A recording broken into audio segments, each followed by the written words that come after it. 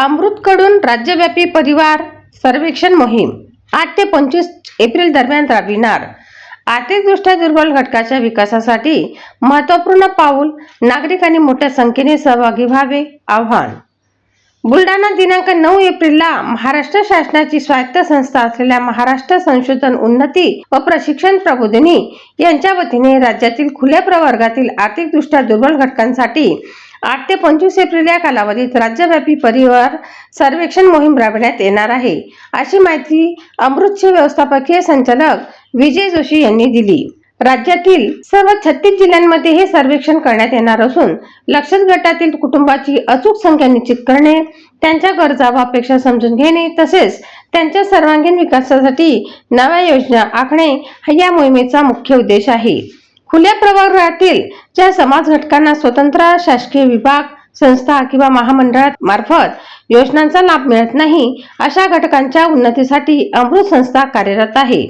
सध्या या सर्वेक्षणामध्ये ब्राह्मण, सिंधी, हिंदू, मारवाडी, गुजराती, पटेल, राजपूत, राजपुरोहित, हिंदू, नेपाळी, बनिया, कम्मा, कायस्थ, अय्यगार, नायर, नायडू, पाटीदार, बंगाली, भूमिहार, एलमार, ठाकूर, त्यागी, सेनगुर, थर, जाट, कांडवी, कोमटी आणि वैश्य अशा सुमारे 25 जातीचा समावेश करण्यात आला आहे. सर्वेक्षणानंतर या यादीत आणखी वाढ होण्याची शक्यता आहे.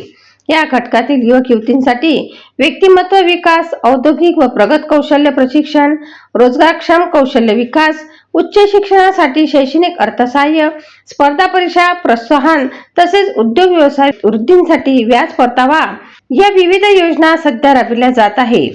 भविष्यात या योजनांची व्याप्ती वाढवून अधिक परिणामकारक व मूल्यवर्धित उपक्रम राबविण्यासाठी हे सर्वेक्षण महत्त्वपूर्ण ठरणार आहे.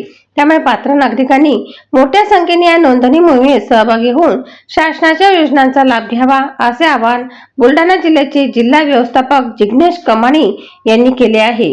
युवा क्रांती न्यूज साठी शीतल निकम, शेगाव.